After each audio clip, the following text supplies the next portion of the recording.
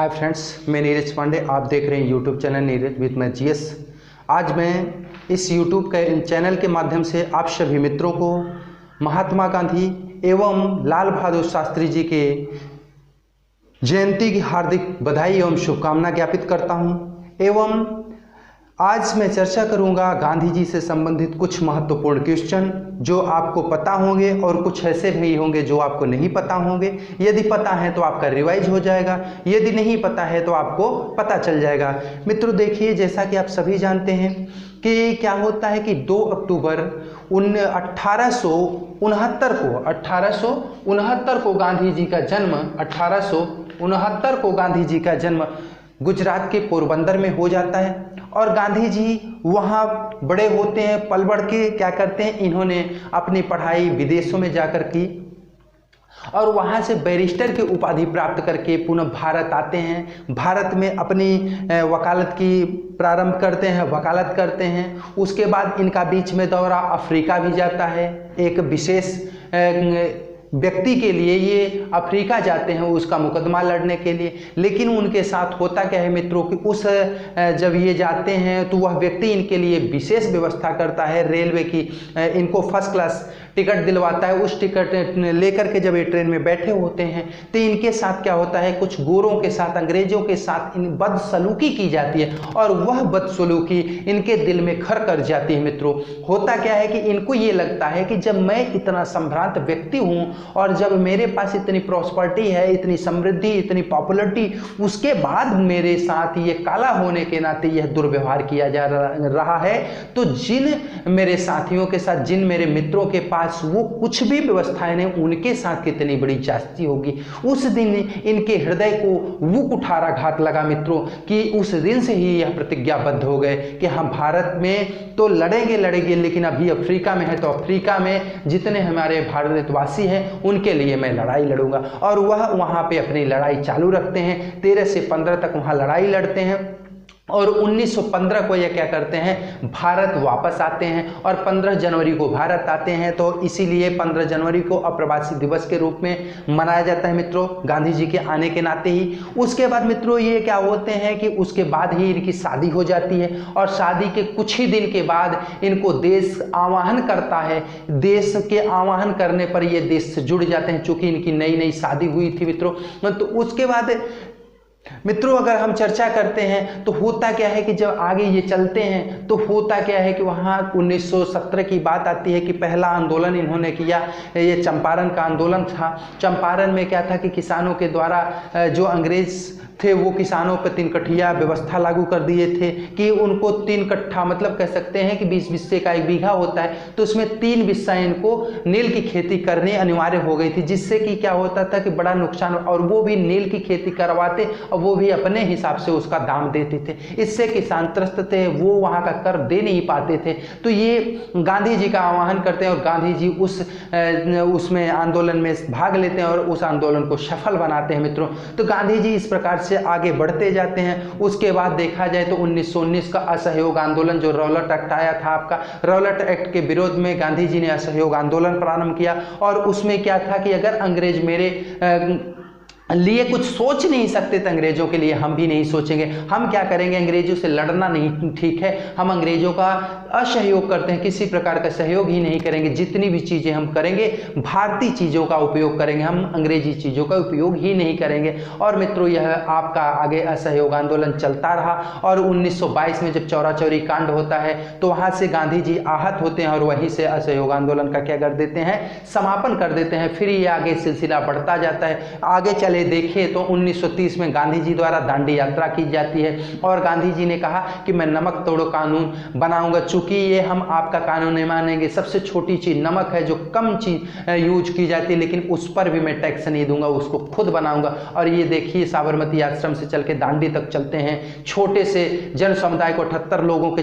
लेके चलते हैं और वहां पहुंचते पहुंचते हजारों की संख्या उमड़ पड़ती है। वो थी साहस गांधी जी में कि गांधी जी में एक धोती वही पहनते, वही धोती ऊपर डाल लेते थे, एक में ही 2 पल्ला था और एक छोटी सी लकड़ी लेकर के चलते थे। लेकिन गांधी जी वास्तव में वो वो नहीं थे। गांधी जी देखने में जरूर दुबले पतले कमजोर थे, लेकिन अंदर से गांधी जी क्या थे, बहुत मजबूत थे, जिनके आगे क्या होते थे, अंग्रेज भी नतमस्तक हुआ करते थे। मित्रों, गांधी जी का ये वैभव था और गांधी जी ने अपने इसी वैभव, इसी अहिंसा और सत्यव्रत के नाते आगे चलते रहे और जाकर के देश आज़ाद 1947 में हो जाता है। उनमें हमारे देश के तमाम शहीद क्रांतिकारी भाई थे, जिनके नाते उनका सहयोग और सबका सपोर्ट मिलकर के यह देश आज़ाद होता है। मित्रों, उसके बाद होता क्या है, गांधी जी 1942 का जब आंदोलन होता है तो उसमें एक नारा देते हैं, करो या मरो, डू और डाई। चूंकि क्या था कि अब उस समय कुछ था नहीं करने के लिए, कोई या तो मर जाओ या तो मार लो,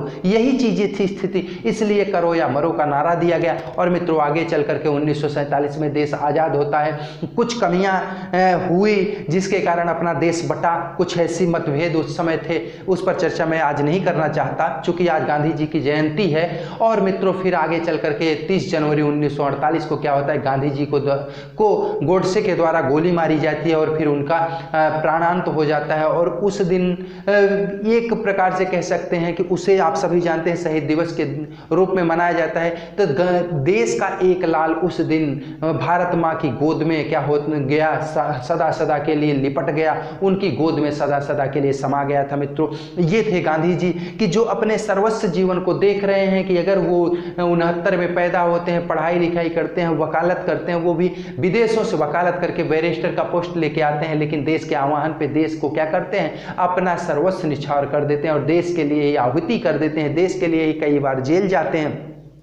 तो मित्रों, इस प्रकार से हमारे गांधी जी थे। तो गांधी जी के इस पुण्यतिथि पर मैं गांधी जी के इस जन्मोत्सव के शुभ अवसर पर हम उनको बहुत बहुत सत सत नमन करते हैं, कोटि वंदन करते हैं। और आप सभी देख रहे हैं कि इस समय जो यशस्वी प्रधानमंत्री जी हैं वो गांधी जी के दिवस को क्या कर रहे हैं, स्वच्छता दिवस के रूप में मना रहे हैं और संपूर्ण जगह देख रहे हैं जितने भी जनप्रतिनिधि हैं, चाहे वो दिखाने के लिए ही झाड़ू उठा ले रहे हैं, लेकिन उठा रहे हैं। वास्तविकता यही है मित्रों, क्योंकि हम एक शिक्षक हैं, हम किसी नेता या नेतृत्व से डरते वरते नहीं हैं, इसलिए जो मुझे बोलना है मैं साफ साफ बोलता हूं कि जो नेता है, ज्यादातर नेता को देखिए आप, वो सिर्फ क्या कर रहे हैं, टेलीविजन पे दिखाने के लिए बहुत अच्छे अच्छे कपड़े पहन करके वो झाड़ू लगा रहे हैं, जबकि वास्तविकता कुछ और होता है। और कभी कभी तो ऐसे भी वीडियो वायरल हो जाते हैं कि जहां पर कुछ कचरा है ही नहीं, वहां पे झाड़ू लगाई जा रही है। कहीं पे देखिए कभी कभी पौधारोपण होता है, पौधा रोपने वाला कोई और होता है, नेताजी वहां पौधा रोपने के लिए पहुंचते हैं और नेताजी का हाथ उस पौधे में टच ही नहीं होता है। नेताजी ये सोचते हैं कहीं इस पौधे में मिट्टी न लगी हो, मेरे हाथ में लग जाए।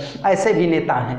तो देखिए, नेता देश में बहुत प्रकार के हैं मित्रों, तो नेताओं से थोड़ा बच के रहिए। जो देशभक्त हैं उनसे जुड़िए। देशभक्तों के लिए ये देश सदैव क्या है, उनका ऋणी रहा है, सदैव ऋणी रहेगा। लेकिन गद्दारों के लिए क्या है कि गद्दारों का एक ही परिणाम होता है मित्रों, आप देख रहे हैं जैसे जितने भी गद्दार हैं देश के लिए, वो क्या हो रहे हैं, कहाँ जा रहे हैं। आज भी अगर देखा जाए तो जो गद्दार हैं वो किस प्रकार से देश के विकास में सतत क्या कर रहे हैं, रोड़ा बन करके उभर रहे हैं। वो देश को आगे बढ़ाना नहीं चाहते। हम कहते हैं, मैं मानता हूं मित्रों कि सरकार का विरोध होना चाहिए, हर सरकार में सरकार का विरोध होना चाहिए, विपक्ष का विरोध होना चाहिए, लेकिन कहीं कहीं ऐसा हो अगर सरकार सही काम करे तो उसके पक्ष में हमें समर्थन भी करना चाहिए। अगर सरकार गलत काम करे तो उसका विरोध, और सही काम करे तो उसका हमें सपोर्ट करना चाहिए। या ऐसा नहीं कि हम अगर विपक्ष में बैठे हैं, हम अगर आपके पक्ष में नहीं है तो हम सदैव सदैव आपका विरोध करेंगे, चाहे आप अच्छा करें चाहे बुरा करें। ये गांधी जी नहीं थे, गांधी जी का ये विचार नहीं था। चूंकि आप सभी ने देखा है कि सत्य अहिंसा के बल पे उन्होंने इतनी बड़ी लड़ाई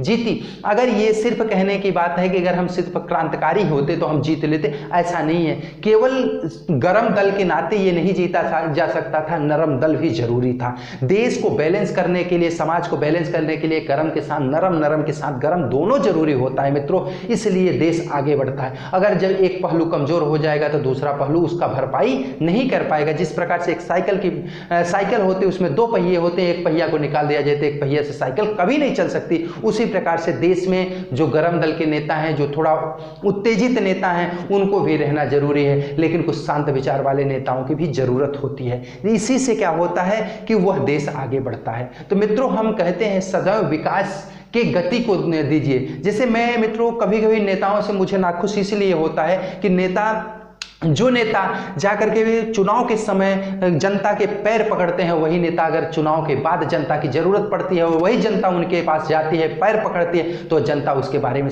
वो नेता उसके बारे में, जनता के बारे में सोच नहीं पाते। जितनी पहले चुनाव के पहले घोषणाएं कर देते हैं, जितने पहले वादा कर लेते हैं, क्या उसमें से 20% भी वादा पूरा कर पाते हैं मित्रों? तो ये गांधी जी के जन्म दिवस पर ये सारे लोग, बहुत सारे लोग स्वच्छता दिवस मना रहे हैं, बहुत सारे लोग साफ सफाई कर रहे हैं। क्या सब लोग मेरे योगी जी जैसे, मेरे प्रधानमंत्री मोदी जी जैसे हैं?